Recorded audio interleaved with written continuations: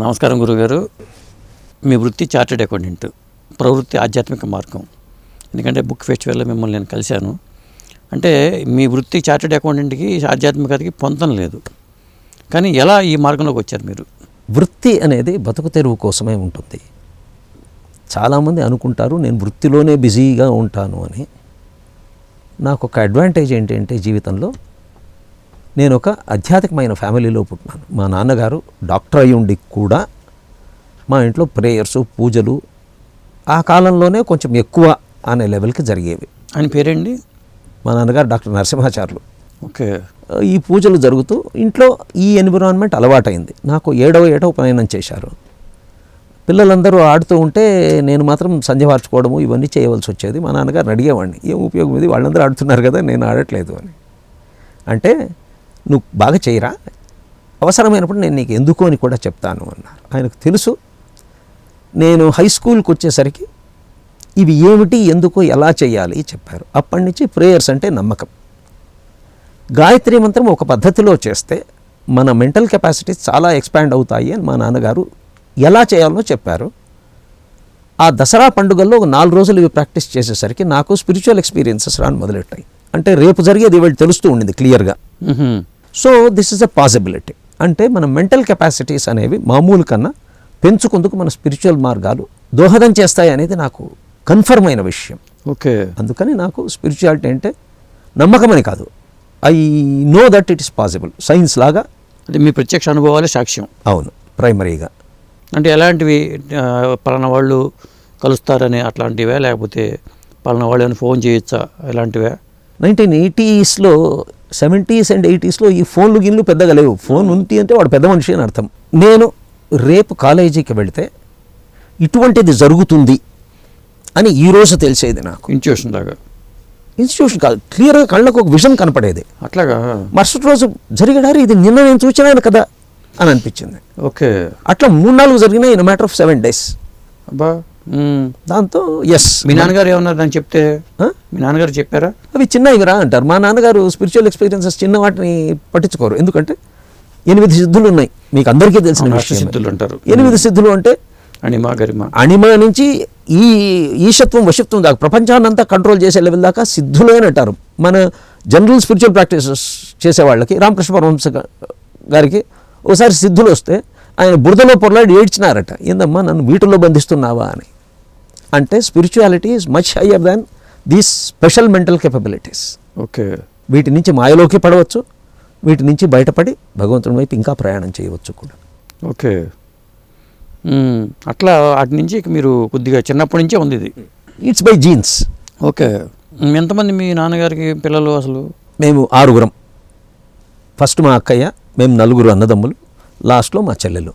Okay. అందరూ ఆధ్యాత్మికత అంటే ఇంతే రుచి ఉన్నవాళ్లే. ఓకే. అందరూ కూడా? అందరూ. ఎట్లా మరి చార్టెడ్ అకౌంటెన్సీ ఎక్కడ చేశారు మీరు? బెంగళూరులో చేశాను. నేను హై స్కూల్ నుంచి బెంగళూరులోనే ఉండినాను. ఓకే. అక్కడ CA కూడా అక్కడే చేయడం జరిగింది. ఓకే. అంటే మీ నాన్నగారు వృత్తి ఇంకా వేరే వాళ్ళు తీసుకున్నారండి? కడపలో గవర్నమెంట్ డాక్టర్ ఆయన. అట్లాగా? ఓకే. గవర్నమెంట్ సర్వీస్లో ఉండినారు. మా ఇంట్లో ఎవరు డాక్టర్ కాలా. ఓకే. మా తమ్ముని కూతురు ఇప్పుడు MBBS 2nd year.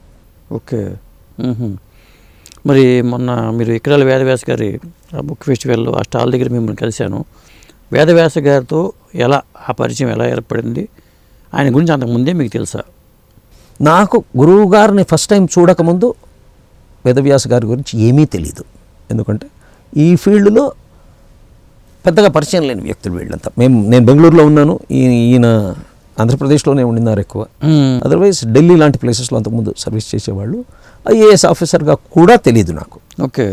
కడపలో ఫస్ట్ టైం మా ఇంట్లో సత్సంగం పెట్టిన తర్వాత ఇటువంటి సత్సంగం జరుగుతుంది అని, కానీ గురువు గారు పరిచయం అంటూ ఏమీ లేదు. ఒకసారి కడపకు వచ్చినప్పుడు ఆయనతో ఇంటరాక్ట్ అవ్వడం జరిగింది. థియోసాఫికల్ సొసైటీలో భగవద్గీత గురించి ఆయన ఒక లెక్చర్ ఇచ్చారు.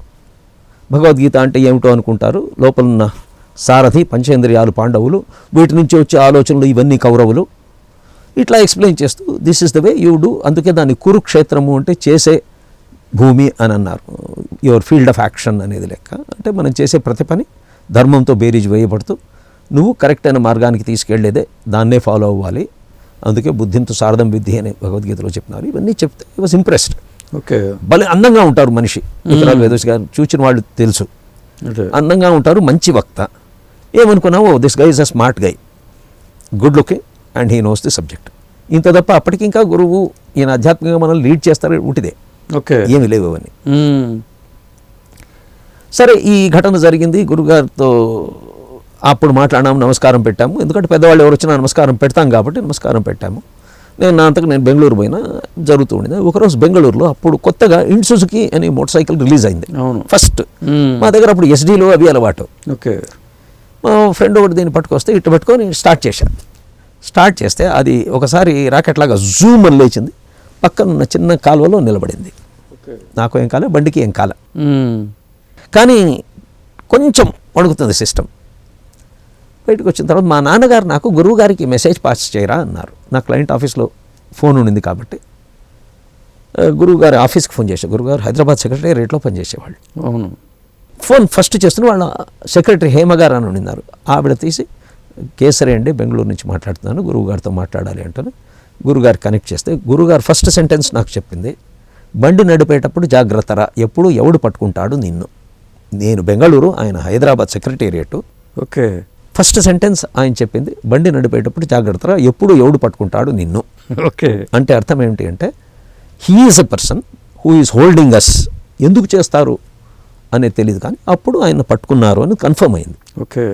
ఇంతకన్నా అనుభవం నాకు తెలిసి అవసరం లేదు. రోజు ఒక అనుభవం ఇస్తే స్వామి నేను నిన్ను నమ్ముతాను అంటే ఆయనకు తిరుగుబాటునందు మనము పట్టించుకోము. అవును. సో నమ్మకాలు అనేవి కొన్నిసార్లు అనుగ్రహంతో ఇస్తారు, అంతేగాని అది రెగ్యులర్గా నాకు వస్తే నేను నమ్ముతాను స్వామి, ఈరోజు మహిమ చూపు రేపు మహిమ చూపు అంటే వెంకటరమణ స్వామి కూడా సైలెంట్ అయింది. అందుకే గురువు కాబట్టి ఆప్యాయంగా పట్టించుకున్నారు.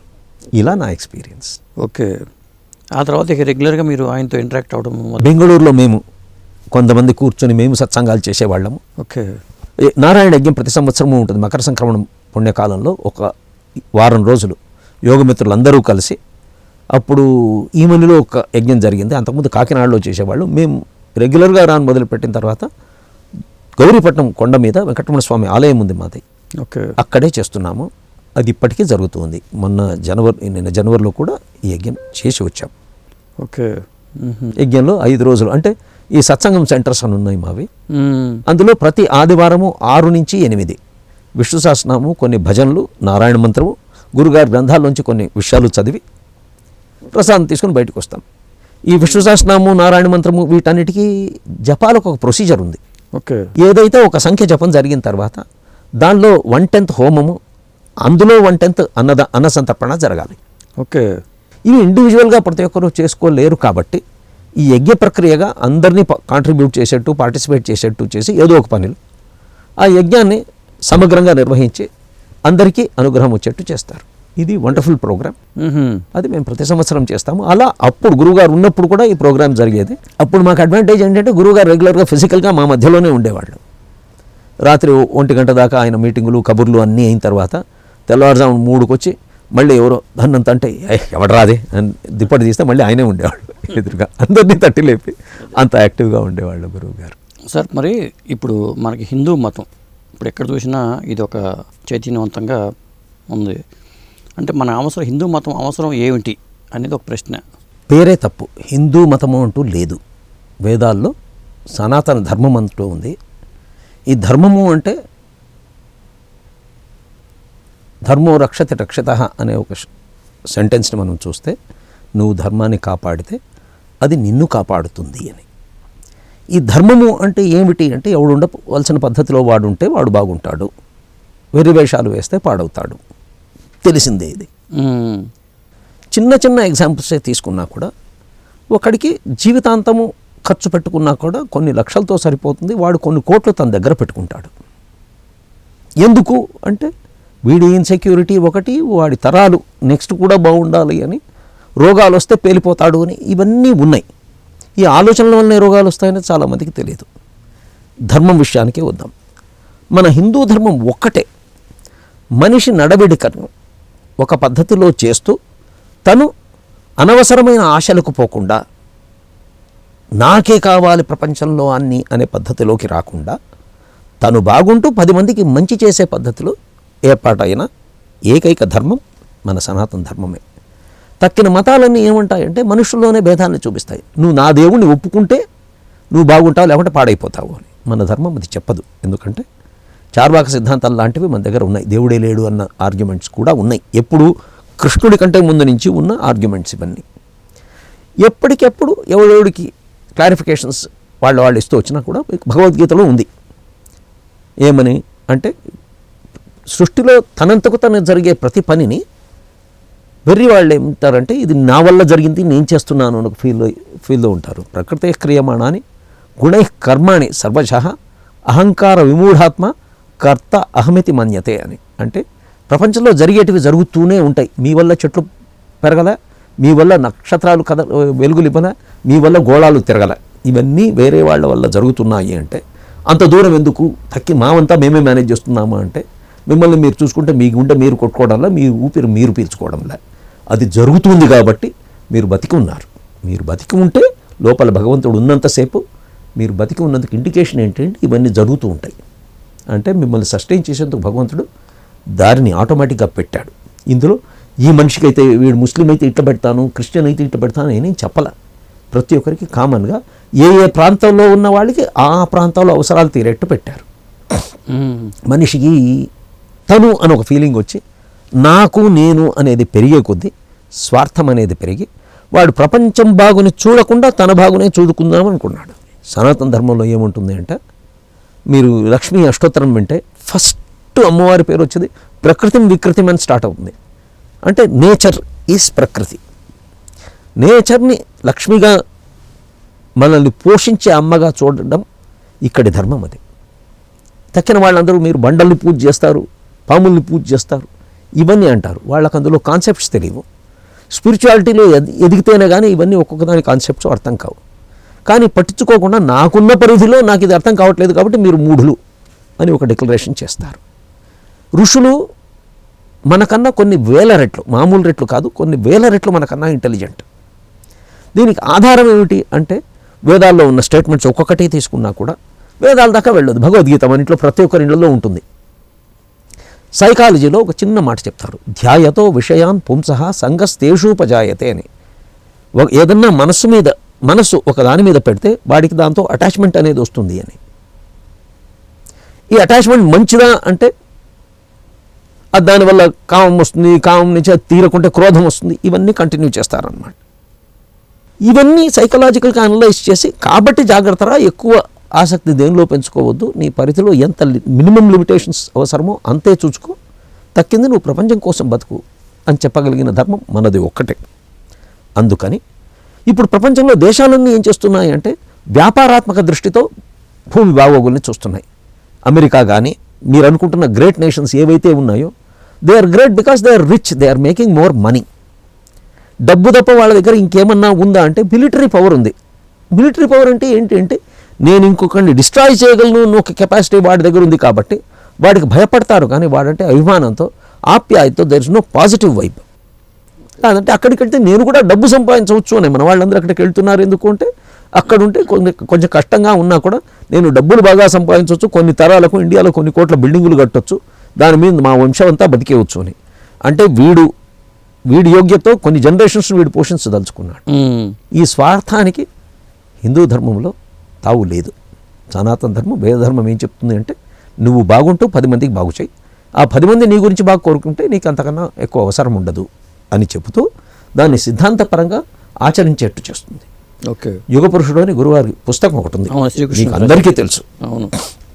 అందులో ఆ బుక్ విశేషం ఏమిటి అంటే మనిషిగా స్పిరిచువల్గా ఆయన కొండెత్తినారు వేలతో ఇవన్నీ మహిమలు కాకుండా ఒక వ్యక్తిగా ఆయన ధర్మాన్ని కాపాడేందుకు ఎంత కృషి చేశారో అనేది ఆ బుక్లో మెయిన్ మ్యాటర్. ఇది చదివితే అంతటి గొప్ప వ్యక్తి అనే కెపబిలిటీస్ ఉండి కూడా తన స్వార్థాన్ని చూడకుండా తాను ప్రపంచం కోసం ఎట్లా బతికినాడో మనకు అందులో ఏమీ కెపాసిటీస్ లేవు, అయినా మనమేమో కొండ మీద కరువులు చేస్తాం. అట్లా ఎక్కువ ఆశకు పోకుండా ధర్మమైన మార్గంలో జీవిస్తూ మీరు మంచిగా ఉంటూ 10 మందికి మంచి చేయండి అని చెప్పేది ఒక్క హిందూ ధర్మం మాత్రమే, ఇంకేవి అట్లా చెప్పవు. ఏ మనిషికైనా ఇదే రూల్ అని చెప్తుంది మంది. వాళ్ళు కూడా పేర్లు వేరే పెట్టుకున్న కొన్ని సూత్రాలు మన దగ్గర నుంచే తీసుకుని, ఇప్పుడు ఇస్లాం ఉంది, వాళ్ళ దేవుణ్ణి అల్లా అంటారు. మనము పర్షియన్ అక్షరాలను చూస్తే మొదటిది అలీఫ్, లాస్ట్ది లామ్. అలీఫ్ లామ్ రెండూ కలిపితే అక్షర. మనకు తెలుగులో కానీ సంస్కృతంలో కానీ ఆ నుంచి స్టార్ట్ అవుతుంది, క్షాతో ఎండ్ అవుతుంది. అవును, అందుకే అక్షర పరబ్రహ్మ అంటాం. అలా అలీఫ్ లామ్ కలిపి అల్లా అన్నారు. Okay, this is divinity. కాదంటే వాళ్ళకి అది కాన్సెప్ట్స్ తెలియవు, ఏదో పేర్లు పెట్టుకున్నారు, కంటిన్యూ చేస్తున్నారు. అదే భూమి బల్లపరుపుగా ఉండింది, ఇవన్నీ ఏదో మాట్లాడినారు.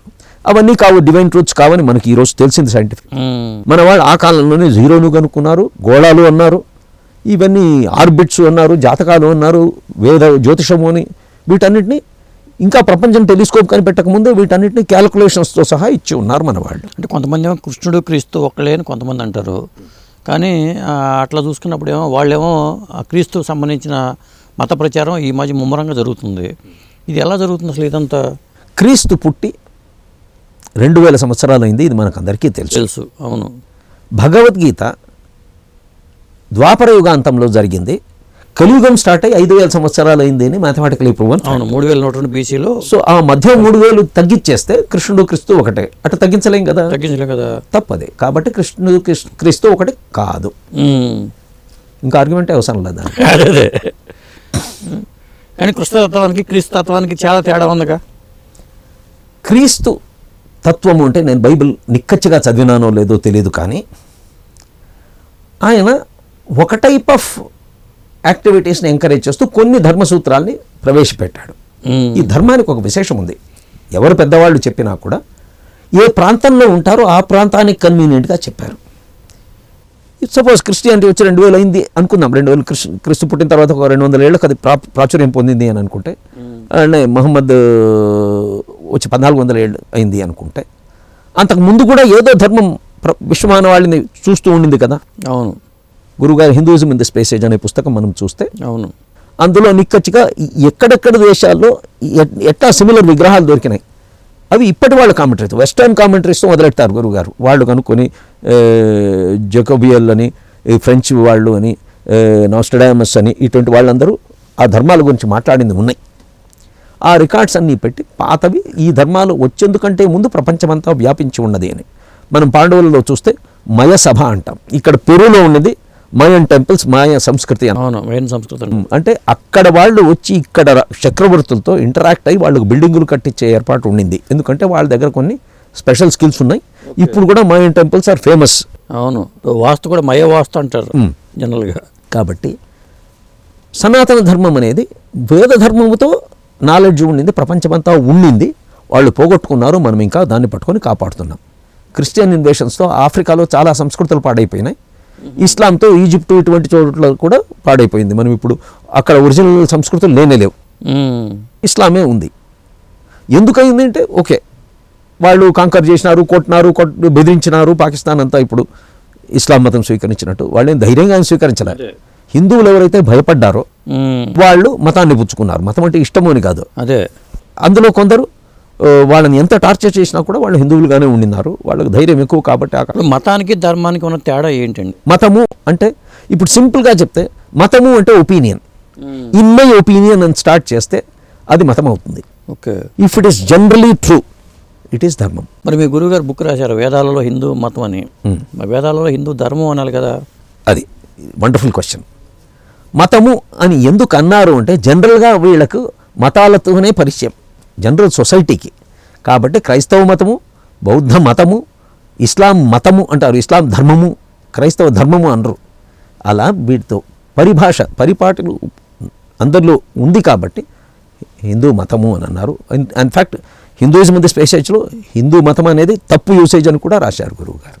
మతం అనకూడదు, అది ధర్మమే. ఓకే. ఇంకోటి మీ గురువుగారు జ్యోతిషం మీద, జ్యోతిషం సైన్స్ మూఢ విశ్వాసం అని బుక్ రాశారు. జ్యోతిషం గురించి మీ గురుగారు ఏమంటూ ఉండేవాళ్ళు, ఏం చెప్పేవాళ్ళు? గురువుగారు లెవెల్కి వెళ్తే వాళ్ళకి ఏమవుతుందంటే, because of their very high mental perception, వాళ్ళు ముందు జరిగేది ఇలా చూచి చెప్పగలరు.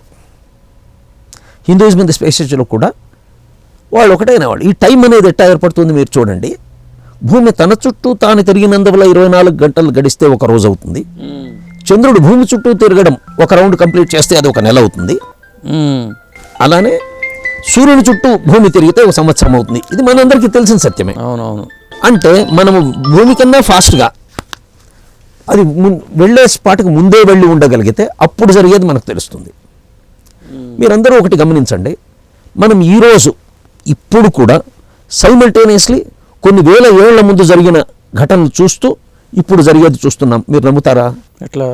నక్షత్రాల నుంచి మన భూమికి లైట్ రావాలంటే ఎన్నేళ్లు పడుతుంది? అక్కడి నుంచే వచ్చే లైట్ ఈ రోజు మనం చూస్తున్నాము అంటే అది ఎన్ని వేల ఏళ్ల ముందు బయలుదేరి ఉంటుంది. అవును. అంటే మనం ఇప్పుడు చూసేది ఇప్పటిది కాదు, అప్పటిది. So there is always a relative period and an absolute period. Okay. Absolute period అనేది లేదు, భగవంతుడే. పర్మనెంట్ అంటే ఏదైతే ఉంటుందో అది భగవంతుడు, నిత్యము అంటాం, అన్చేంజింగ్. అందుకే ఆయన్ని అచ్యుత అంటారు, ఎప్పుడు ఒక లెవెల్ నుంచి రానివాడు. దీనిలో మనమను కన్వీనియంట్గా ఈ టైం అనేది స్కేల్స్ పెట్టుకొని మనం ఆపరేషన్స్కి కన్వీనియంట్గా పెట్టుకున్నాం. దీనిలో బికాజ్ ఆఫ్ దిస్ మన ఈ బాడీ అనేది ఏదైతే ఉందో అది చేంజ్ అవుతూ ఉంటుంది. కాబట్టి ఎన్విరాన్మెంట్కి సంబంధించిన చేంజెస్తో జరిగేదే నిత్య జీవితం. కాబట్టి దానికి జ్యోతిషం అనేది దీనివల్ల ఏమేమి జరుగుతుంది అని ఒక ఇండికేటివ్గా పెట్టుకోవచ్చు. ఎందుకు, దీని మీద బేసిస్ ఏమిటి అని చాలామంది అనవచ్చు. జాతకాలు ఎక్కడ వేసినా మీరు గమనించేది ఏంటి అంటే ఒక లగ్నము, అందులో 9 గ్రహాలు, చంద్రుడు ఉన్న దాన్ని రాశి అంటారు. మన దగ్గర వెస్టర్న్ హారోస్కోప్లో కూడా ఈ 9 గ్రహాలనే వాడతారు. మీరు పెట్టిన వారాల్లో కూడా గ్రహాల పేర్లనే వాడినారు, ఇక్కడైనా వెస్టర్న్ అయినా. ఎందుకు అని ఒక్కసారి మనసు పెట్టండి. అంటే గ్రహాలకు మనకు సంబంధం ఉన్నది. ఉట్టి ఫిజిక్స్లోనే మాట్లాడుకున్నా కూడా ఉట్టి ఫిజిక్సే మాట్లాడదు. ఈ గోళాలన్నీ వాటి పరిధిలో తిరిగినంతసేపు భూమి సేఫ్. ఏదైనా ఒకటి కాస్త దగ్గరికి వచ్చి ఇట్లాంటి భూమి ఉండదు. సో భూమి ఉండాలంటేనే ఈ గ్రహాలు వాటి మూమెంట్ ఇంపార్టెంట్ అయినప్పుడు ఆ గ్రహాల్లోనూ ఒక చిన్న సబ్ సిస్టమ్. కాబట్టి ఇంకా కొంచెం లోపలికి వెళ్తే ఆటంలో ఒక న్యూక్లియస్ ఉంటుంది, దాని చుట్టూ ఎలక్ట్రాన్స్ తిరుగుతూ ఉంటాయి. సోలార్ సిస్టంలో ఒక న్యూక్లియస్ లాగా సూర్యుడు ఉంటాడు, దాని చుట్టూ ఈ గ్రహాలు తిరుగుతున్నాయి. అవును. It is an expanded atom అనుకుంటే ఇది ఒక చిన్న part of an overall stellar systems. అంటే నక్షత్ర మండలాలు చాలా ఉన్నాయి, అందులో సూర్యమండలం కూడా ఒకటి. ఈ సూర్యుడు ఒక సెంట్రల్ పాయింట్ ఆఫ్ గెలాక్సీ, దాని చుట్టూ తిరుగుతూ ఉంటారు. అందుకే మీ జాతకంలో కూడా నక్షత్రాలను పెడతారు. 27 నక్షత్రాలు ఉండే. నక్షత్రాలు 27 అంటే కొన్ని కోట్లు ఉన్నాయి కదా అని మన వాళ్ళు పెద్ద క్వశ్చన్ వేసి ఇంటెలిజెంట్ అని ఫీల్ అవుతూ ఉంటారు. అవును. మీకు ఫిజిక్స్ బేసిక్గా చూసేటప్పుడు forces joining at a particular point develop a resultant force అని. కొన్ని ఫోర్సెస్ ఒక చోటికి వస్తే అక్కడి నుంచి ఒకటే ఎఫెక్ట్ వస్తుంది, దాన్ని రిజల్టెంట్ అంటాం. ఇన్నిటి వల్ల పరిణామం చెందిన రిజల్ట్ ఇది అని. ఈ నక్షత్రాలన్నింటి ఫోర్సు త్రూ సమ్ పాయింట్స్ వస్తాయి. కాబట్టి వాటిని మన వాళ్ళు అక్కడ ఏ సెంట్రల్ స్టార్ ఉందో దాని దగ్గర నుంచి అని పెట్టి 27 నక్షత్రాలు, దాని వెనకాల ఉన్న ఫోర్స్ అంతా దాని నుంచి వస్తుంది అని, అక్కడి నుంచి ఈ గ్రహాలు వాటి జోలికి వచ్చి వీటి నుంచి మన మీద ప్రభావం చూపిస్తున్నాయి అని సైంటిఫిక్గా ఇది. దీంతో ఫ్యూచర్ ఘటనలు చెప్పవచ్చా అంటే గ్రహాల ప్రకారమే జరుగుతుంది అని పెద్దవాళ్ళు ఋషులు కనుక్కున్నారు. మన వాళ్ళు ఇప్పుడు కరెక్ట్గా ప్రిడిక్ట్ చేసేవాళ్ళు చాలామందే ఉన్నారు. నేను ఏదో 1-2 ఎగ్జాంపుల్స్ అని చెప్పట్లా. ఓకే. నాకు జాతకం వచ్చు, జాతక శాస్త్రం చెప్తూ నంబర్స్ మీద కమాండ్ ఉంది కాబట్టి కొంచెం ఈజీగానే ఇంటర్ప్రిట్ చేస్తాను నేను. ఓకే. నా ఫ్రెండ్ ఒకరు, వాళ్ళ మేనత్త కూతురు, ఆ అమ్మాయికి పెళ్లి కాలే. ఓకే. నా దగ్గరికి వచ్చి జాతకం చూపించారు. జాతకం చూపిస్తే నేను చూచినప్పటికీ ఇంటర్ప్రిట్ చేసి ఈ అమ్మాయి ఇంతకుముందు ఒక సంబంధం చూచింది, ఆ సంబంధంతోనే పెళ్ళి అవుతుంది అన్నాను. ఓకే. ఇది జరిగి సుమారు 6 నెలల తర్వాత కేసరి ఆ అమ్మాయికి రేపు ఎంగేజ్మెంటు, టైం బాగుందా చూడు అని వచ్చాడు నా దగ్గరికి. నేను ఒకటే మాట అన్నా, రేపు పొద్దున ఎంగేజ్మెంట్, ఈరోజు సాయంత్రం చెప్పాడు నాకు 6 o'clock. ఓకే. టైం బాగుందా చూడు అంటే, ఎంగేజ్మెంట్ అంటున్నారు కదా, ఎంగేజ్మెంట్ చేసేసుకోండి, అయినా జరగడానికి ఎందుకు తాపత్రయమో అన్నాను. ఎందుకంటే ఇంతకుముందు వచ్చిన సంబంధం కాదు ఇది, కొత్త సంబంధం. అంటే వాళ్ళు ఏందుకే సరే రేపు ఎంగేజ్మెంట్ అంటే అట్ట అంటున్నావు అన్నారు. నాకేం తెలుసయ్యా, ఆ అమ్మాయికి ఇంతకుముందు చూచిన సంబంధమే కావాలా, ఇది చూడలేదు ఇంతకుముందు, ఇది కాదు అని చెప్పాను. నేను మా ఫ్రెండ్ ఆఫీస్లో లీవ్ పెట్టి వచ్చాడు, రేపు ఎంగేజ్మెంట్కి రెడీ చేసుకోవాలా అని. అప్పుడు అడిగితే తర్వాత పొద్దున కేసరి ఎట్లా చెప్పినావు అన్నాడు. ఏముంది, నా శాస్త్రం మీద నాకు నమ్మకము అని చెప్పి. ఏమైందంటే వాళ్ళ అబ్బాయి వాళ్ళ సిస్టర్స్ వీళ్ళ ఇంటికి వచ్చి వీళ్ళ పద్ధతులు నచ్చక క్యాన్సిల్ చేసుకొని వెళ్ళారు. సాయంత్రం 7కు జరిగింది ఇది. నెక్స్ట్ డే ఫంక్షన్ లేదు. ఓకే. సరే, ఇంతకుముందు జరిగింది అయిందా అంటే వాళ్ళు వరంగల్ నుంచి ఒక సంబంధం చూచిండినారు. ఓకే. చూస్తే వాళ్ళని మళ్ళీ అప్రోచ్ అయితే ఒక పెద్ద మనిషి ద్వారా వాళ్ళు సరే అన్నారు, వచ్చారు, మళ్ళీ చూచి వెళ్ళారు. కొన్నాళ్ళ తర్వాత వాళ్ళు వచ్చి ఇంత కట్నం అడుగుతున్నారు, ఇదైతే చేద్దామన్నారు. అయితే వద్దులే అనుకున్నారు. ఓకే, వద్దులే అనుకున్నారు మళ్ళీ. సరే మళ్ళీ కొన్నాళ్ళ తర్వాత నా దగ్గరికి వస్తే సూచన సంబంధమే అవుతుంది అని చెప్పాను, కొత్తవి చూడడం వేస్ట్. ఓకే, అంటే మళ్ళీ వాళ్ళని హెచ్చరిస్తే వాళ్ళు అన్నారట, మేము కట్నం అడిగితే మాత్రం మీరు ఊరికే ఉంటే ఎట్లా, ఇది కాదు అని చెప్పొచ్చు కదా. వచ్చి పెళ్లి చేసుకున్నారు. They are happy no. Okay, based on astrology. So నేనే చేయగలిగినప్పుడు నాకన్నా మేధావులు చాలామంది ఉన్నారు, ఆ శాస్త్రమే పట్టుకుని చేసేవాళ్ళు గొప్పవాళ్ళు ఉన్నారు. ఎలా చెప్పగలిగారు మీరు ఇది? ఆ జాతకంలో ఉన్న అప్పటి పాయింట్స్ అవి. ఓకే, అంటే కొన్నిటికి కొన్ని అని మనకు శాస్త్రం నేర్పించేటప్పుడు చెప్తారు. ఆరోగ్యానికి ఒక ఇల్లు, ఫ్యామిలీకి ఒక ఇల్లు, ఇంట్లో వాళ్ళకి ఒక ఇల్లు, మీ బాడీలో ఆర్గన్స్కి ఒక్కొక్క ఇల్లు, ఇవన్నీ నేర్పిస్తారు శాస్త్ర ప్రకారం. అవి ఎందుకు బేసిక్గా వచ్చినాయి అంటే ఆ సైన్స్ ఫిజిక్స్లో ఫస్ట్ కాన్సెప్ట్స్తోనే స్టార్ట్ అవుతుంది. బాయిల్స్ లా, చార్ల్స్ లా అని మొదలెడతారు. చార్ల్స్ లా, బాయిల్స్ లా మొదలెట్టారు అంటే దానికి మన కాన్సెప్ట్ ఏంటి అంటే మనకు తెలియదు. కాన్సెప్ట్స్తో స్టార్ట్ అయితే ముందు సబ్జెక్ట్ డెవలప్ అవుతుంది. ఇట్లా మనం కాన్సెప్ట్స్తోనే నేర్చుకుంటాము. అది చూడగలిగిన వాళ్ళు ఋషులు. వాళ్ళు పెట్టారు కాబట్టి ఇప్పటికీ సత్యం జరుగుతుంది. కాబట్టి చాలామంది మూఢనమ్మకాలు అంటే నీకు రానిది మూఢనమ్మకం అనొద్దు, నువ్వు దాన్ని సాధించి నువ్వు నేర్చుకుని, నేను ఇలా నేర్చుకుని ఈ కాన్సెప్ట్స్ ప్రకారం నిక్కచ్చిగా చేసినా వర్క్ చేయలేదు అంటే అప్పుడు శాస్త్రం తప్పు అని ఒప్పుకోవాలా? నీకేమీ రాకుండా నువ్వు నాకు ఇష్టం, నేను నమ్మకం కాబట్టి నమ్మకం లేదు అంటే ఎట్లా? ఫిజిక్స్లో బార్ పెండులం అని ఒక ఎక్స్పెరిమెంట్ ఉంది. ఒక ఇనప ముక్కని ఒక గోడకు మేకు పెట్టి దాన్ని ఊపుతారు. ఊపి స్టాప్ వాచ్తో number of oscillations per unit time అని పెడతారు. దాంతో యాక్సలరేషన్ డ్యూ టు గ్రావిటీ అనేది క్యాల్కులేట్ చేస్తారు. మేము కాలేజ్ డేస్లో ఇది చేసేవాళ్ళం. 980 అని తెలుసు మనకు ఆన్సర్. మనం క్యాల్కులేట్ చేస్తే ఎప్పుడు 910 1030 వచ్చేవి. ఎందుకంటే our method of conducting the experiment was wrong. Standard values ఏం మారవు. మనం చేసే దానిలో రీడింగ్ తీసుకోవడంలోనో టైం క్యాల్కులేట్ చేయడంలోనో ఏదైనా తప్పులు చేస్తాం కాబట్టి రాంగ్ ఆన్సర్ వస్తుంది. నేను చేసిందే తప్పు, నేను చేసిందే కరెక్ట్, ఇది తప్పు అంటే కాదు. So concepts or any science, you have to do it properly and then learn it and then experiment it. నీకు ఏమీ రాకుండా నేను కామెంటే చేస్తాను అంటే ప్రతి చోడు కామెంట్ చేయకూడదు. మరి వేదవ్యాస గారు చెప్పిన ప్రిడిక్షన్స్ల విషయంలో ఎలా ఉంది మీ అబ్జర్వేషన్లో? ఏం లేదు సార్, ఇందిరాగాంధీ పోతుంది, కాల్ చేస్తారు అని చెప్పారు, శుభవార్తలో పబ్లిష్ అయింది.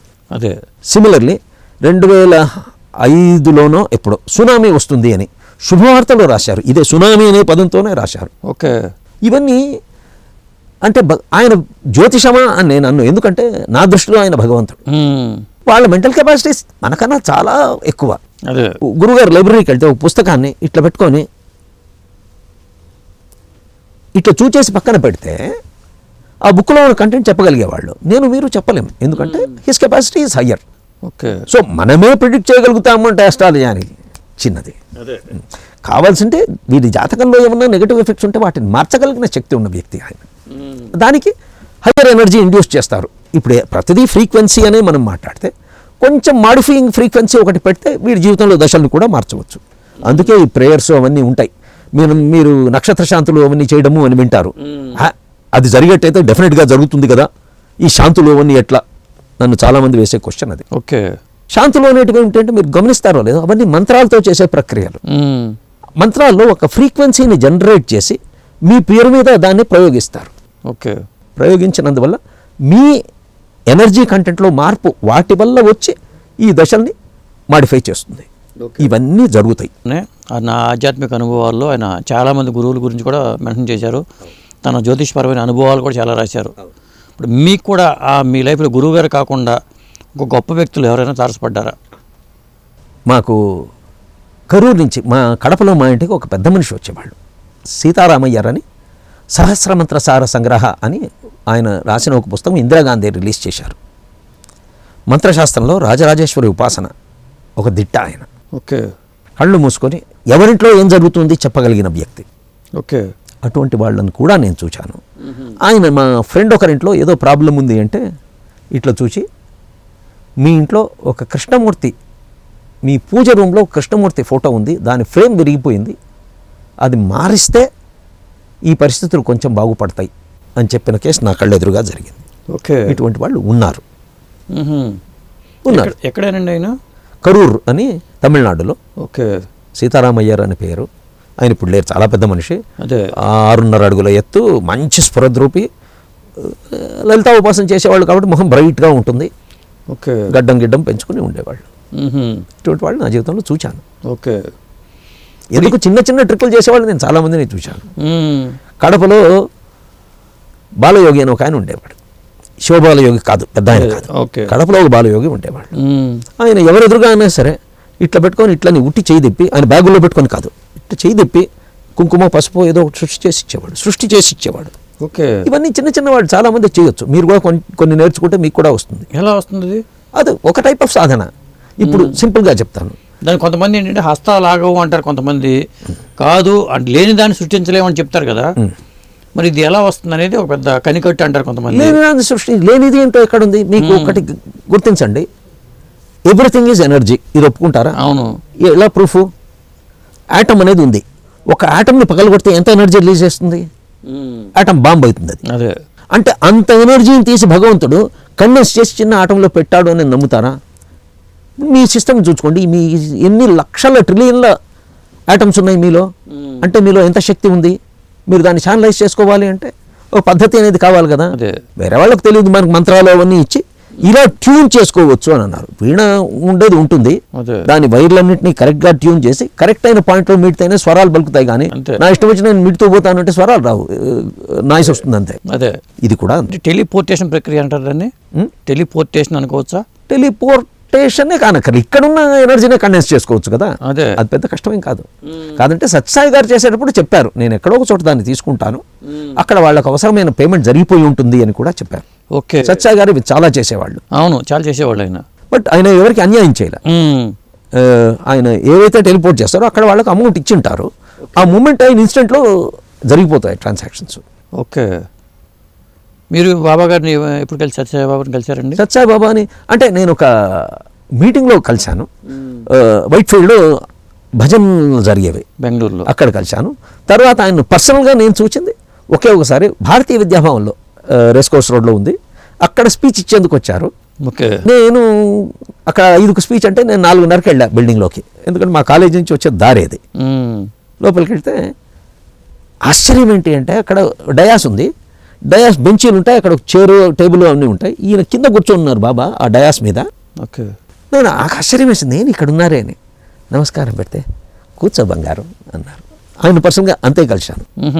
అండ్ ఆయన అంటే నాకు నమ్మకం ఎందుకు అంటే మా అమ్మ మేనమామ ఒక ఆయన చాలా బాబా భక్తుడు, ఆయన మిస్సెస్కి మెడ కింద పారాలిసిస్.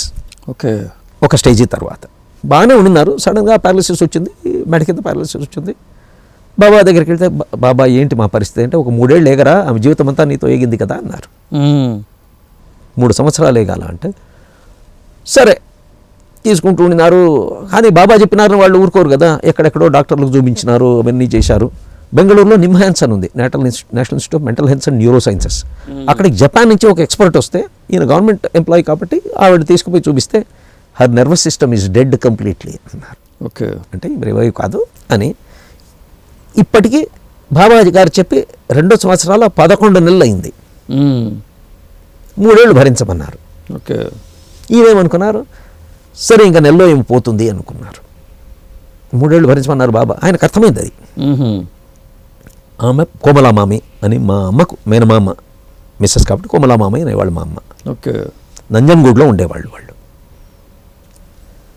పడుకోనుంది ఆమె. రాత్రి ఈయన తెల్లవారుజాము లేచి వంట గింట అన్నీ చేసుకోవాలి కాబట్టి తెల్లవారుజాము లేచి పూజలు చేసుకొని వంట అన్నీ చేసుకొని ఆ రోజు పూజ చేసుకొని బయటికి వచ్చారు. బయటకు వస్తే వాళ్ళ ఆవిడ 2 కప్పుల కాఫీతో నిలబడుకొని ఉంది. ఈయన చచ్చిపోయింది, ఈమె దయ్యమై వచ్చింది అనుకొని అమ్మా అన్నారు. ఆమె కన్నీళ్ళు పెట్టుకొని బాబా వచ్చారండి. ఏం జరిగిందంటే ఆమె చెప్పడం, బాబా వచ్చారట, తలుపు వేసిన లోపలికి వచ్చేసారు. ఓకే, లోపలికి వచ్చి లే బంగారు అన్నారట. లే బంగారు అంటే బాబా నేను లేవడం ఏంటి, నేను ఏమి పని చేయలేను, ఊరికే బతుకుతున్నాను అంటే, అలా కాదు బంగారు లే అని చెప్పి ఆవిడ తలని చేతిలోకి తీసుకొని ఇట్లా పైకి లేపి వెన్నుపూస మీద 3 సార్లు ఇట్లా కొట్టారట. ఓకే, కొట్టి తర్వాత ఆమె పడుకోబెట్టి ఇప్పుడు లే అన్నారట. ఆమె ఫుల్ ఎనర్జీ వచ్చింది, ఆమెకు తెలిసింది, లేచి నిలబడింది, వెళ్ళి కాఫీ చేసుకొని వచ్చింది. ఇంట్లో వెళ్ళి ఏమేమి వస్తువులు ఎక్కడున్నాయి అని చూచి అప్పటికి బాబా లేరు. బాబా వచ్చిన అంటే ఆయన ఆశ్చర్యం, పరిగెట్టారు మళ్ళీ పుట్టపర్తికి. ఓకే. ఇలా ఘటనలు కేపబుల్గా చేయగలిగిన వాళ్ళు ఉన్నారు. అంటే ఒక పరిస్థితిని చూచి టైంలో జరిగేది కనుక్కొని బాబా కూడా గొప్ప వ్యక్తి.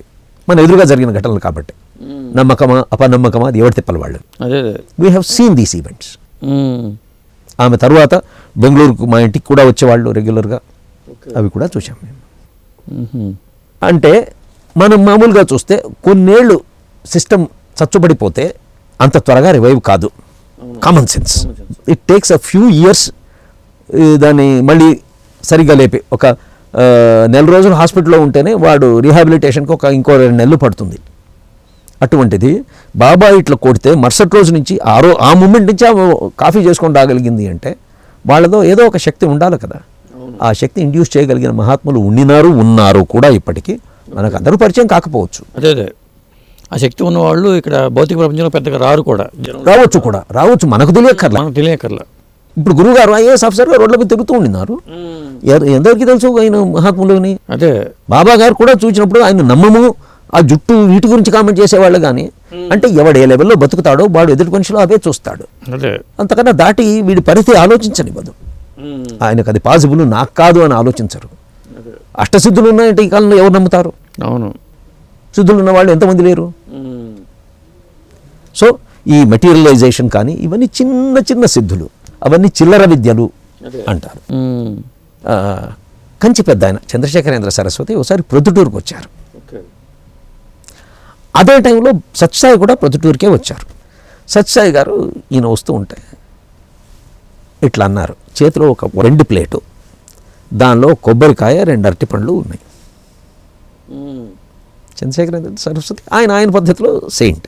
ఇవన్నీ అందరి ముందు చూపించక్కర్లేదు అని చెప్పి ఒక దర్భపూల తీసి దాని మీద వేశారు. ఓకే.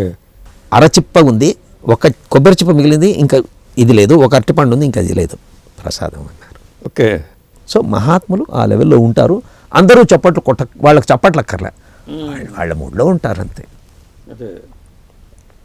మా ఆఫీస్లో నేను లెక్కలేస్తూ ఉంటే పక్కవాడు బ్యాలెన్స్ షీట్ సరిగ్గా చూస్తున్నాడా నాకు సంబంధం లేదు, నా దగ్గరికి వచ్చేవాడిని నేను పట్టించుకుంటాను.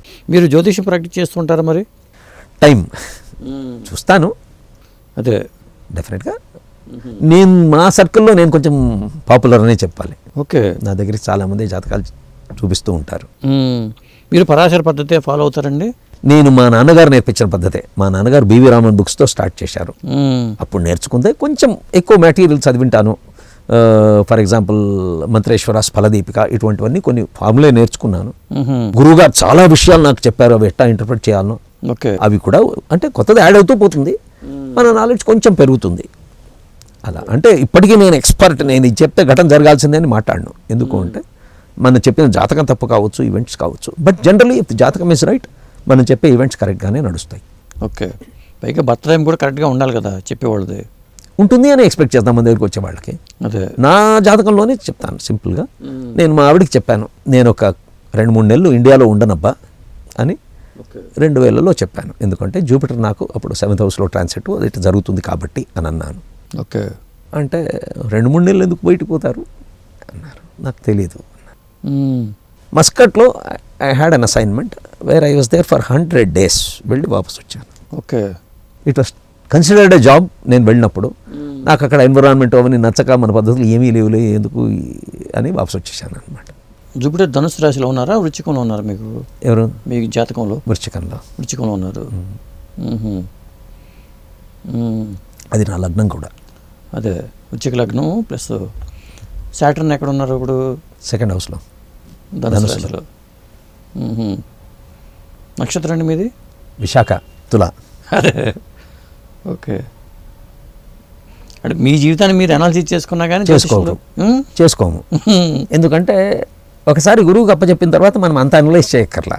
అండ్ నాకు ఒక యాటిట్యూడ్ ఏంటి అంటే మెటీరియలిస్టిక్గా మేము చిన్నప్పటి నుంచి షావుకారులమే, ఏ మాటకు ఆ మాట. అదే కాబట్టి మాకు వాటి గురించి ఆలోచించాల్సిన అవసరం లేదు. జీవితమా నడుస్తుంది, ఇక దాని గురించి తాపత్రయపడి లెక్కలు చూసుకుని నాకు ఈరోజు చేతులు నొప్పులు వస్తాయి, ఈరోజు కాళ్ళు నొప్పి ఎందుకమని అనవసరం. ప్రేయర్స్ చేస్తాం కాబట్టి మనకు జరిగేటివన్నీ పాజిటివ్గా ఉంటాయని ఒక నమ్మకం. నెగటివ్ ప్రతి ఒక్కరికి చావాల్సిందే ఏ రోజు ఒకరోజు, చావు రాదు అని నేనేం చెప్పను. బట్ వాటిని గురించి ఎందుకు చూసుకుని ఈరోజు ఇచ్చి టెన్షన్ పడాలా? అందుకని నెగిటివ్గా నేను పట్టించుకోను. ఇన్ఫ్యాక్ట్ జాతకాలు చూసినా కూడా నెగిటివ్ ఉంటే చెప్పను.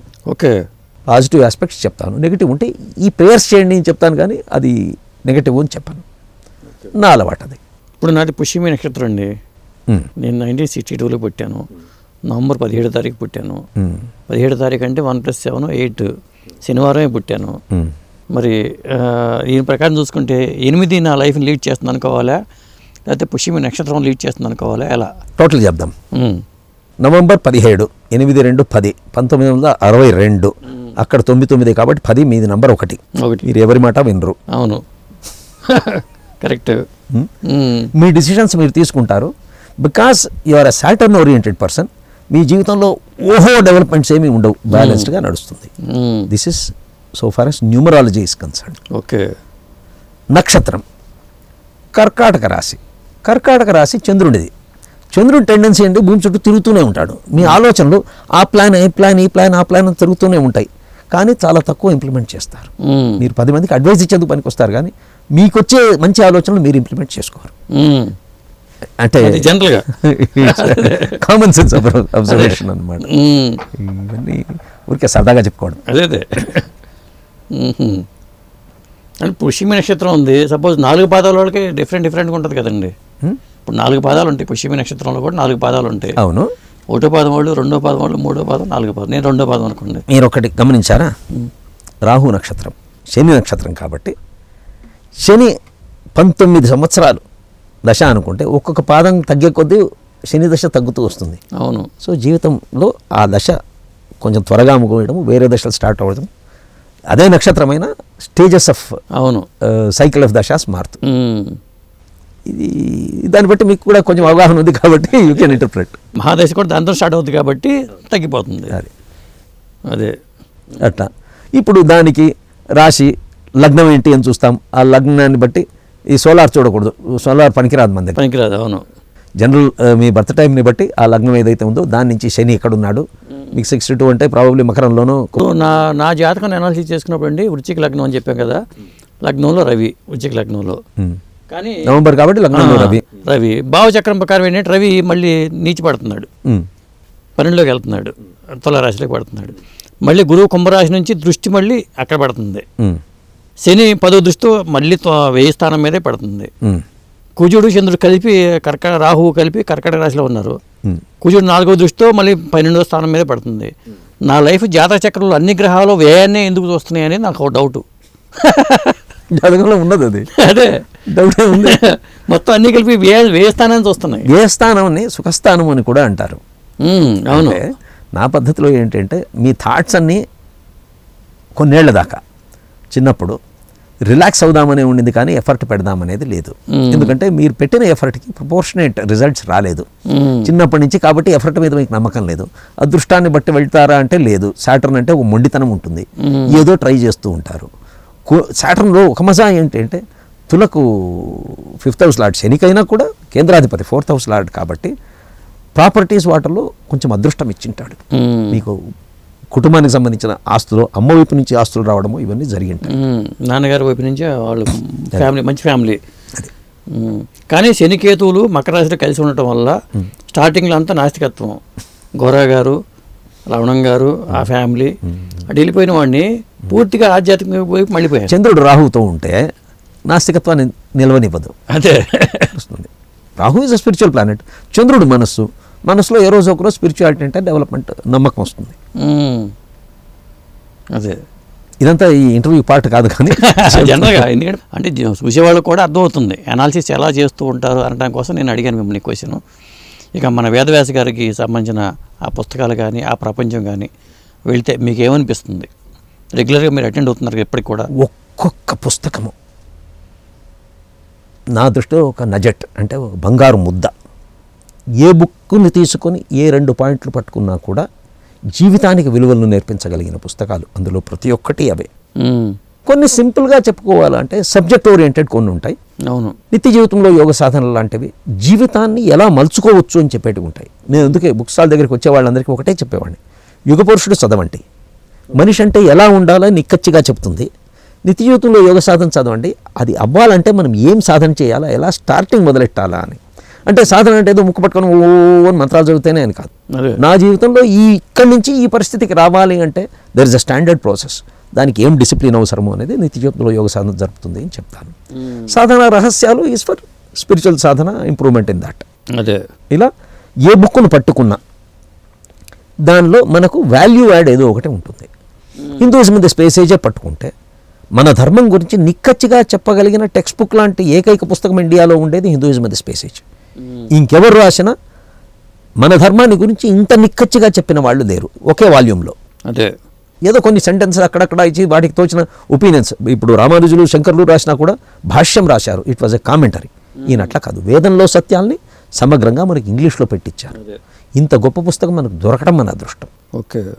అలాగే మహాభారత యుద్ధ కాల నిర్ణయం మీద అది అస్ట్రాలజీలో ఆయన చేసిన చిన్న వర్క్. నాకు గురువుగారు చేసిన మ్యాథమెటికల్ క్యాల్కులేషన్స్ వాటి గురించి పెద్దగా, ఎందుకంటే భగవంతుడికి అన్నీ తెలుసు. క్యాల్కులేషన్స్ చెప్పు, నా చేతికి బ్యాలెన్స్ షీట్ ఇస్తే అరగంటలో దాని యోగ్యత ఏంటి అని చెప్పగలను, ఎందుకంటే ఐఎమ్ స్కిల్డ్ ఇన్ దట్. అదే అలానే గురువు గారు భగవంతుడి లెవెల్లో స్కిల్, మనమని చాలా టైనీ. అలాగే వేదవ్యాసుడి జీవిత చరిత్ర కూడా ఆయన, that's another fantastic book. Vedavyas గారి జీవిత చరిత్ర ఒకటి. వాట్ ఈజ్ స్పిరిచువాలిటీ అని చెప్తుంది అందులో. ఆయన ఎక్స్పీరియన్స్తోనే స్టార్ట్ అవుతుంది. బ్రహ్మాండం అంతా, ఆయన సృష్టి అంతా కనపడుతుంది అనమాట. ఆ లెవెల్ ఎక్స్పీరియన్స్ ఈయన లోపలికి వెళ్ళి చూడగలరు. అదే అంటే తక్కిన అందరు గురువులు చేస్తారో చేయగలరో నేను పట్టించుకోను, ఎందుకంటే నాకున్న గురువు పరిధిలోనే నేను ఆలోచిస్తాను. వేరే వాళ్ళు చేసి ఉండవచ్చు, గురువుగారి కన్నా ఎక్కువ స్పిరిచువాలిటీ ఉన్నవాళ్ళు ఉన్నారేమో, నాకు సంబంధం లేదు. అదే నాకు సంబంధించిన మా అమ్మ నాకమ్మ, మా గురువుగారు నా గురువు గారు, నేను ఇలానే ఆలోచిస్తాను. కానీ ప్రపంచానికి ఎందుకు అవసరం గురువు గారు అంటే ఆయన చెప్పిన విషయాలు, ఆయన చెప్పిన పద్ధతిలో మనం ప్రాక్టీస్ చేస్తే మనకు డెఫినెట్గా ఒక పాజిటివ్ రిజల్ట్ అంటూ కనపడుతుంది. అదే ఇది నా నమ్మకం. ఆయన పేరు, వేదవ్యాసుడి గారి పేరు ఎట్లా పెట్టారండి? కాకతాళీయమా? సార్, వాళ్ళ నాన్నగారు వాళ్ళ ఇంట్లో పిల్లలకు గొప్ప పేర్లే పెట్టారు. కృష్ణమాచార్యులు, వేదవ్యాస, భరద్వాజ, బోధాయన అని. వీళ్ళు పెద్ద ఆయన కృష్ణుడు కాకపోతే తక్కిన వాళ్ళందరూ ఋషులే. అందులో గురుగారి ఒరిజినల్ పేరేమో శేషాద్రి శ్రీనివాసుడు. ఓకే. తర్వాత వ్యవహారనామం వేదవ్యాస, అదే కంటిన్యూ అయింది ప్రతి దానిలో, రికార్డ్స్లో కూడా. ఆ వేదవ్యాసుడి మీద అండి సినిమాలు, రకరకాల సినిమాలు వస్తూ ఉంటాయి. చాలా మంది వేదవ్యాసుడి జీవితాన్ని సినిమాగా చేద్దామని ఆలోచన ఎవరికి రాలా. ఎందుకంటే అక్కడెక్కడ ఏమీ లేదు. ఆయన ఏం చేశారు? మహా అంటే మనకు కనపడేది భగవద్గీత రాశారు, వేదాలు డివైడ్ చేశారు. వేదాలు డివైడ్ చేశారు, ఎంతసేపు చెప్తారు? చెప్పలేరు.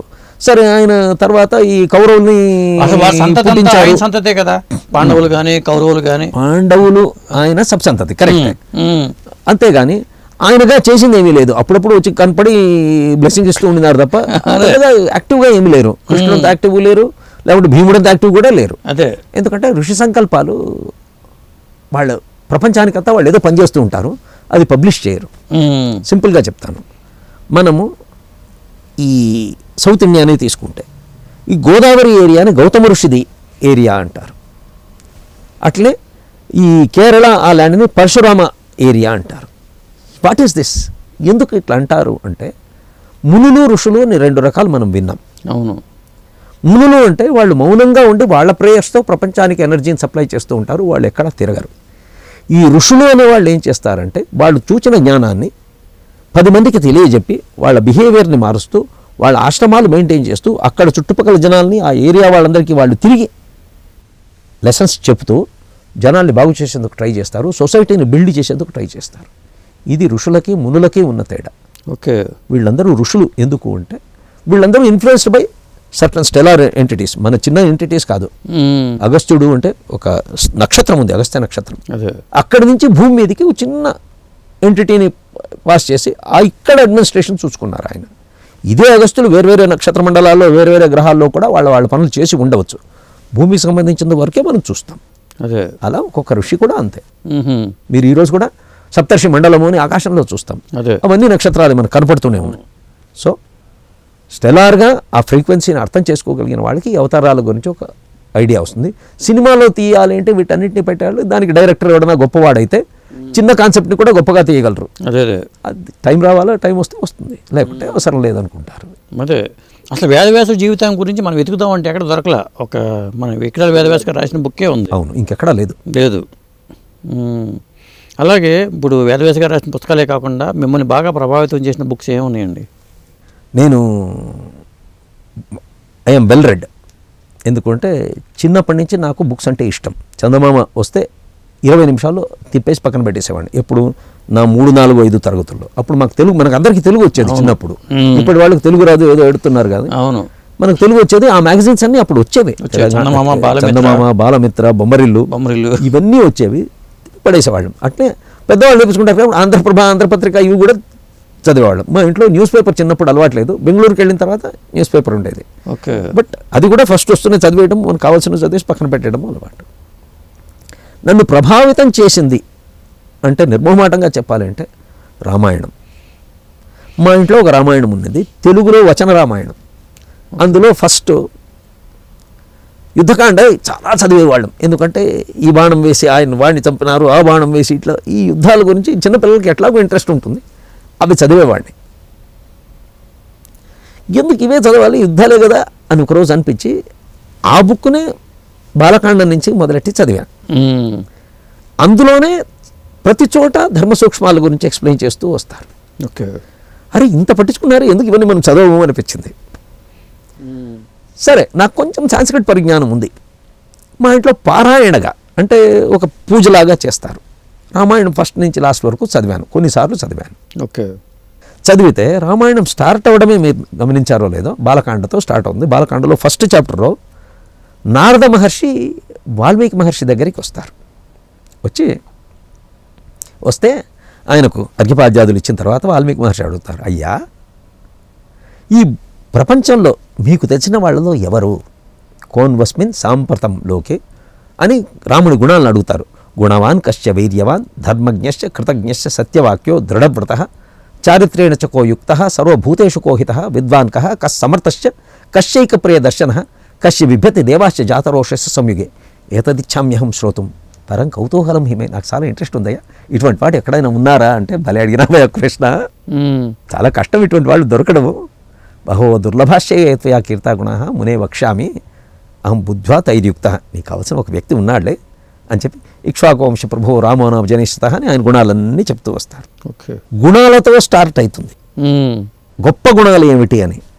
అక్కడి నుంచి ఆయన ఏం చేశారు అవన్నీ వస్తూ అక్కడక్కడ కొన్ని ధర్మ సూక్ష్మాలు కూడా చెప్తారు. ఇన్ఫ్యాక్ట్ చాలామందికి ఇప్పుడు పర్సనాలిటీ డెవలప్మెంట్ అని మనం మాట్లాడుతుంటాం కదా.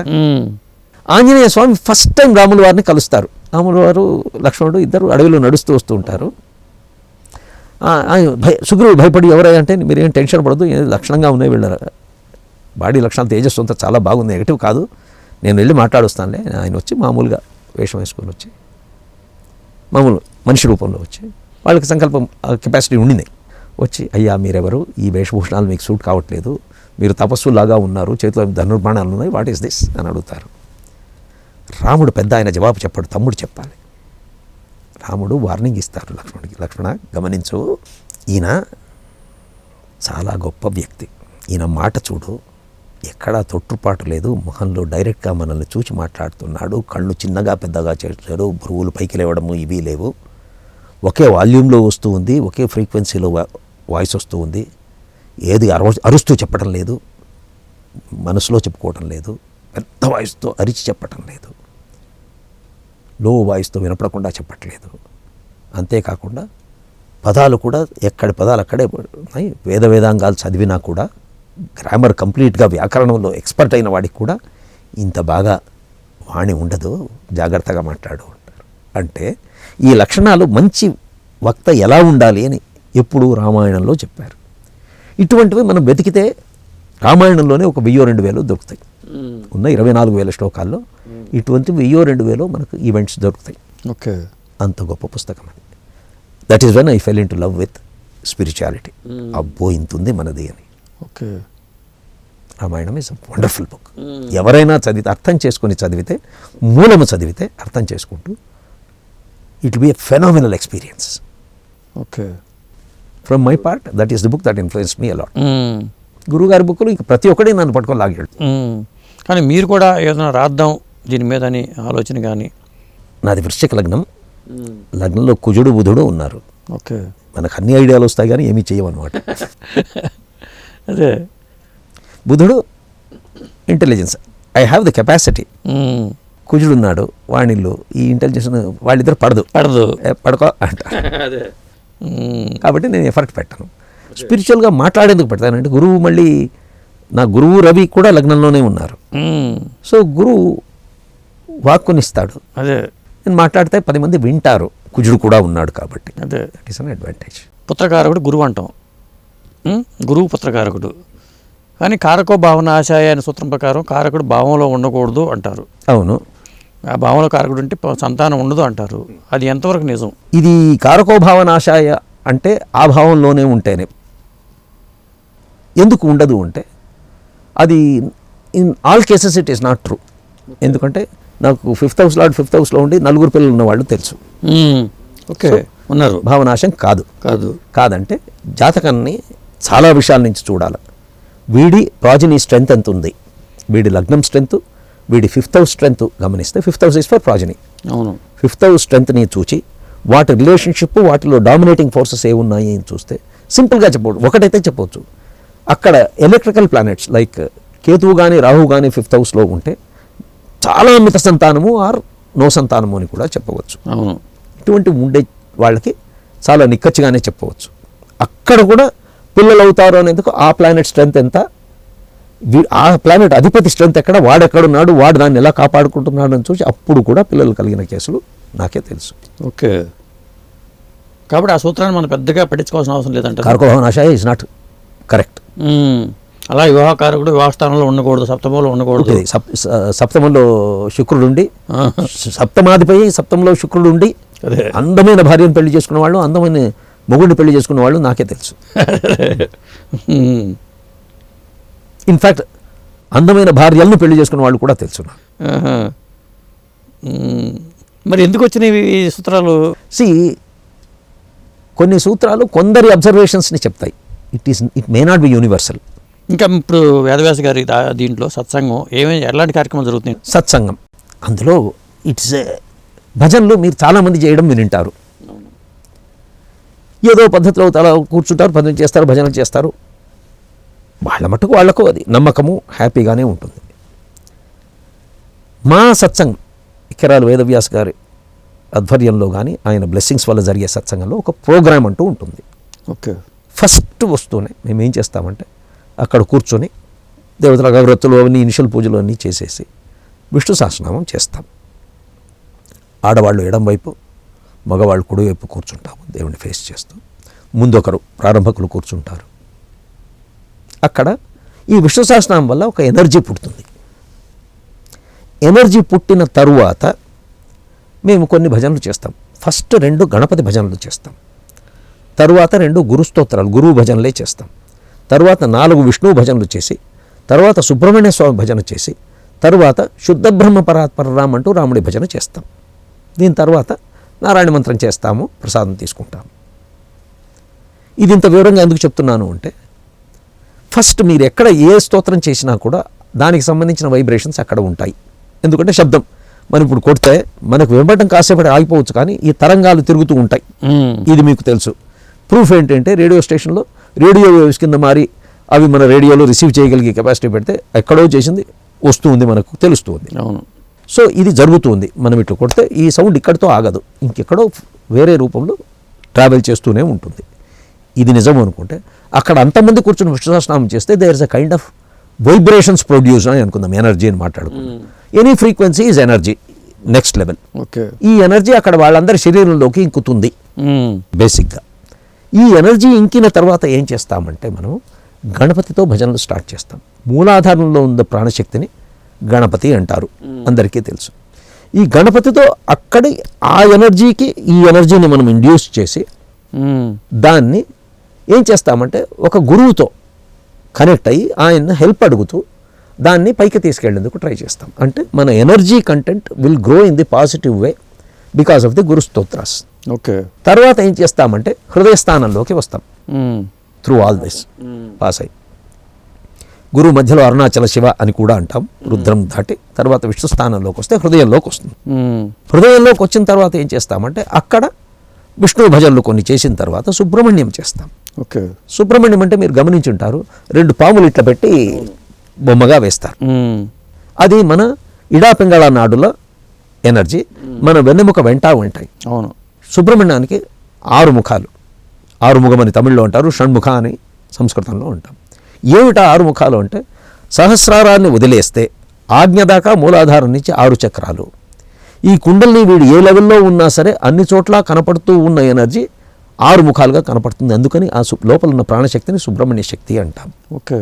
ఈ భగవతత్వంలోకి వచ్చిన తర్వాత సుబ్రహ్మణ్య శక్తి వీళ్ళలో ఆసిలేట్ అవుతూ ఉంటుంది. కాబట్టి సుబ్రహ్మణ్యాన్ని చేసి తర్వాత లాస్ట్ భజన ఏమిటి అంటే శుద్ధ బ్రహ్మ పరాత్పరరాం. శుద్ధ బ్రహ్మము అంటే ప్యూర్ కాన్షియస్నెస్ ఏదైతే ప్రపంచమంతా ఉందో దానిలోకి మన దీనిలోకి చూపించి ఇక్కడి నుంచి సహస్రాలలోకి పంపించేందుకు ట్రై చేస్తాం. పంపిస్తే వెళ్ళిపోతే అదృష్టం. అదే.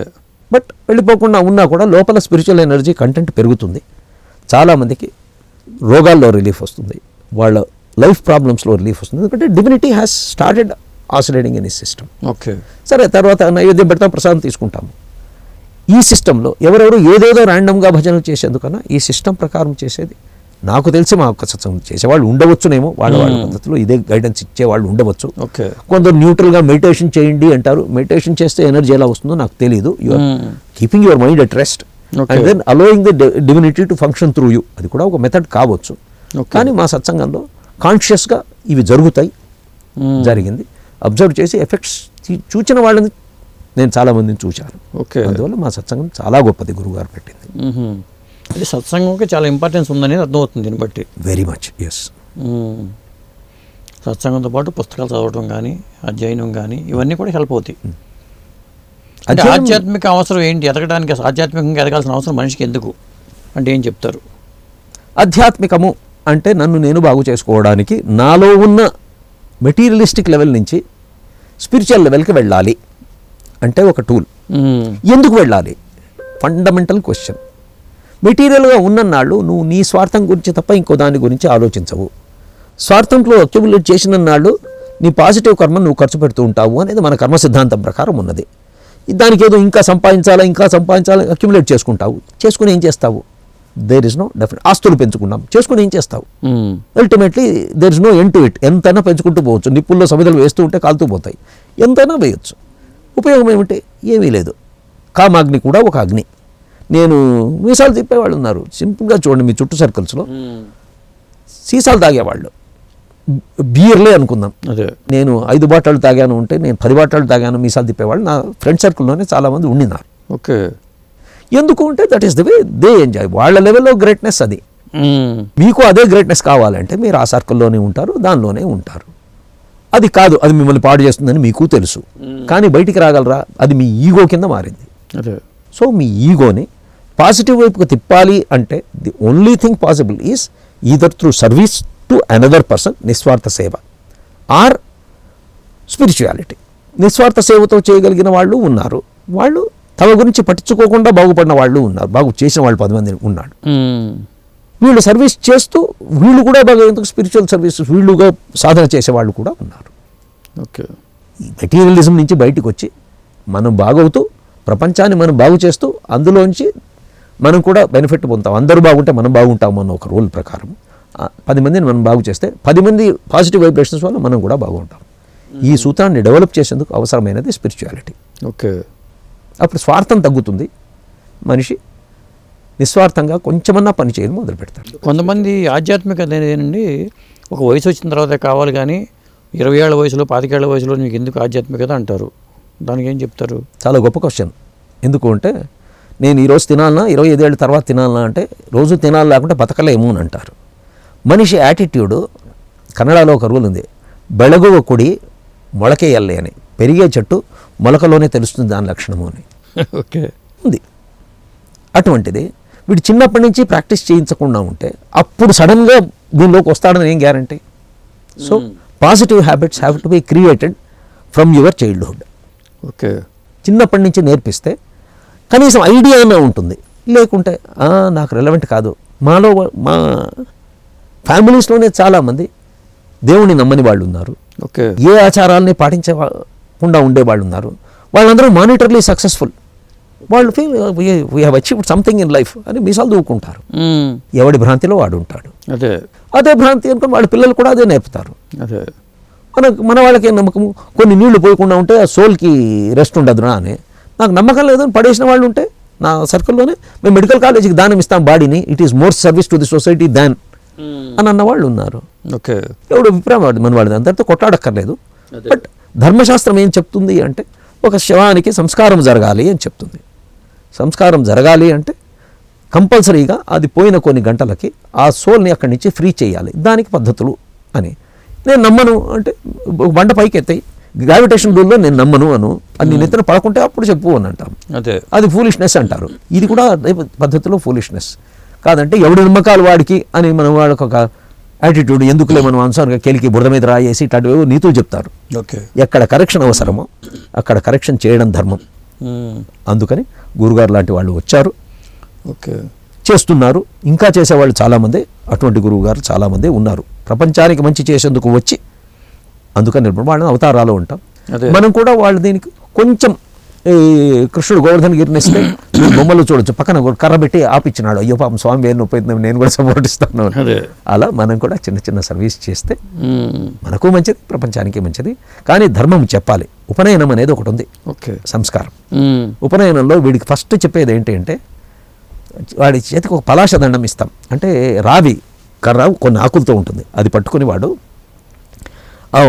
పూజారి మంత్రం చెప్తాడు. అశ్మాభవ అంటే వీడు బాఢం అంటారు, పరశుర్భవ అంటే బాఢం అంటారు. అంటే వాడికి అర్థము తెలీదు, చెప్పేవాడికి తెలీదు, వినేవాడికి తెలీదు, వాడు చెప్పమంటాడు, వీడు అంటూ ఉంటాడు. ప్రాసెస్ని కరెక్ట్గా చూస్తే అశ్మాభవ, అశ్మ అంటే దండం కర్ర, ఎక్కడైతే అన్యాయం కనపడుతుందో అక్కడ దాన్ని పగలగొట్టు అనేందుకు అశ్మాభవ అంటాం. పరశుర్భవ ఎక్కడైతే నెగటివ్ ఉంటాయో వాటిని ఖండించు అని చెప్పేందుకు పరశుర్భవ అంటారు. లేకపోతే వీడు గడ్డగొట్టలు కావాల్సిన అవసరం ఏంది, వీడు దండం కావాల్సిన అవసరం ఏముంది. అవును, బాఢం అంటే ఒప్పుకుంటున్నాను అని అర్థం. వాడు చెప్పేది వాడికి తెలీదు, వీడు ఒప్పుకునేవాడికి తెలీదు. కానీ మన ప్రొసీజర్స్లోనే ఇవన్నీ ఏర్పాటు చేసి ఉన్నారు. ధర్మరక్షణ ప్రతి ఒక్కరి కర్తవ్యము, దాన్ని చేయించాలి.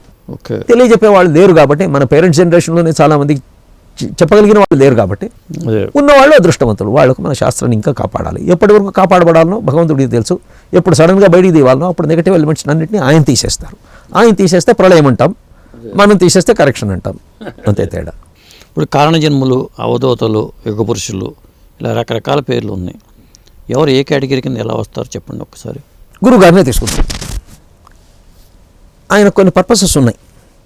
వాళ్ళు కొన్ని కారణాల వల్ల భూమి మీదకి వచ్చి వాళ్ళు పని చేసుకుంటారు. అవధూతలు ఏంటి అంటే వాళ్ళు భగవద్ అంశ డైరెక్ట్గా వచ్చి రాలి పడింటారు. సరే, ఈ ప్రపంచాన్ని కూడా ఎంజాయ్ చేస్తూ 10 మందికి వాళ్ళు పబ్లిక్గా కాకుండా మార్గాన్ని చూపుతారు. అవధూతలు మీకు చాలామంది తెలుసుంటారు. ప్రతి పల్లెకు మన ఆంధ్రప్రదేశ్లో వెతికితే ప్రతి పల్లెలో ఒక అవధూత ఉంటారు. నేను నాకు ప్రత్యక్షంగా అనుభవం. మా నాన్నగారు వేంపల్లి అనే ఒక ఊర్లో డాక్టర్గా పనిచేసేవాడు. అక్కడ అవధూతేంద్ర స్వామి అని ఒక ఆయన ఉన్నారు. ఆయన మా కళ్ళెదురుగా నల్లగా ఉండేవాడు, ఒక చింకి బట్ట కట్టుకునేవాడు, ఉంటే ఉంటుంది లేకుంటే లేదు. సడన్ గా పోతూ పోతూ కాలువలో నీళ్ళు ఇట్లా తాగేవాడు. అబ్బా అనుకునేవాళ్ళం మేము. ఆయన ఎదురుగా చూచి మేము అబ్బా అనుకున్నాం. ఆయన గుడి కట్టారు ఇప్పుడు. ఏమిటంటే సరే, బతికినప్పుడు పిచ్చివాళ్ళుగా అంటారు వాళ్ళు, పిచ్చివాళ్ళు అనేవాళ్ళు కొంతమంది. అప్పుడు కూడా ఆయన పూజ చేసేవాళ్ళు ఉండినారు, మాకు తెలియదు కాబట్టి మేము అబ్బా అనుకున్నాం. కాలేజ్ డేస్ కాబట్టి ఆయన ఎంటిటీ పూజ చేసేవాళ్ళు. ఎందుకు అని చెప్తే వాళ్ళు కథలు చెప్తారు. అక్కడ కడపలో కూడా అవధూతేంద్ర స్వామి టెంపుల్ ఉంది, పాత బస్ స్టాండ్ వెనకాల. ఆయన రోడ్డు మీద పడుకొని ఉండేవాళ్ళట.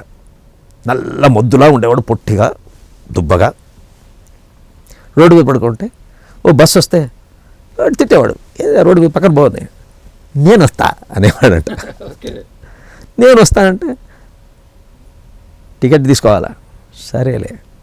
ఇక్కడి నుంచి బద్వేలు పోతుంటుంది, సిద్ధవటం దగ్గర మళ్ళీ కనపడి నేను వస్తా అంటాడు. బస్సు పోయినంతలో ఆయన అక్కడ కనపడతారు. చిన్నవి. ఒకరోజు ఒక ఇన్స్పెక్టర్, ఈయన దొంగేమో, ఆయన వెంట వెళ్ళాడు. మున్సిపల్ హై స్కూల్ అని ఒక గ్రౌండ్ ఉంది, అక్కడ పరిగెట్టిపోయినాడు ఈయన. ఆయన లోపలికి వచ్చినాడు. కాసేపటి ఆయన తల ఒక చోట, కాలు ఒక చోట, చెయ్యి ఒక చోట పడి ముక్కలు పడుతున్నాయి. భయం పుట్టుకుంది, అరే ఎవరో తప్పేసినారు ఇంతలో అయింది, భయపడి వచ్చాడు.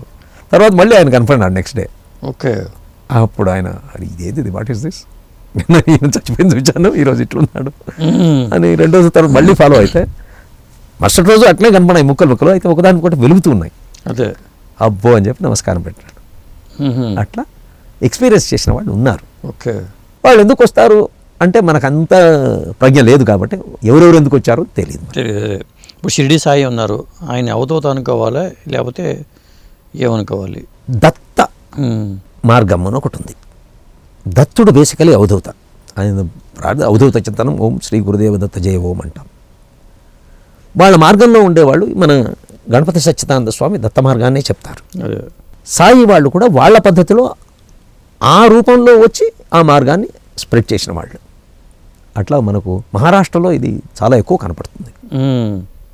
గాణగాపూర్ కానీ అదే షేగావ్ కానీ ప్రతి ఒక్క చోట అవతారాలు, దత్తావతారాలు వచ్చి ప్రజల్ని లీడ్ చేసిన ఎగ్జాంపుల్స్ ఉన్నాయి. అక్కడ వాళ్ళని రీచ్ చేశారు.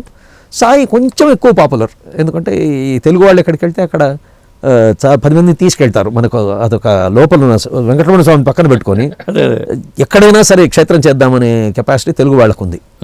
అందువల్ల మన వాళ్ళు వెళ్ళే చోటంతా పాపులర్ అవుతుంది. అదే మీరు ఆధ్యాత్మికంగా ఏ దేవుడిని ఎక్కువ కొలుస్తారు? మీరు ఇంట్లో దేవుడు నరసింహస్వామి, వెంకటరమణ స్వామి.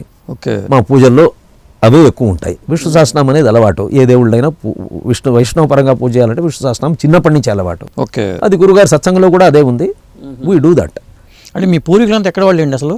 పూర్వీకులంతా కుంభకోణము అని అంటారు, కానీ మా తాతగారి తాత లక్ష్మీపాళెం అని బద్వేల్ దగ్గర అక్కడ సెటిల్ అయ్యారు. పేరు, ఇంటి పేరు, పూర్తి పేరండి? కర్ణమడకలే, కర్ణమడకల కర్ణమడకల మా ఇంటి పేరు. అది ఎందుకు వచ్చింది మాకు తెలియదు. ఒక తరంలో వచ్చింది, పెట్టుకున్నాం, అదే కంటిన్యూ అవుతాం. చాలా విషయాలు చెప్పారండి కర్ణమడకల వెంకటకేసరి గారు. మళ్ళీ ఇంకో సిట్టింగ్లో మళ్ళీ చాలా విషయాలు తెలుసుకుందామండి. నమస్తే అండి. నమస్కారం.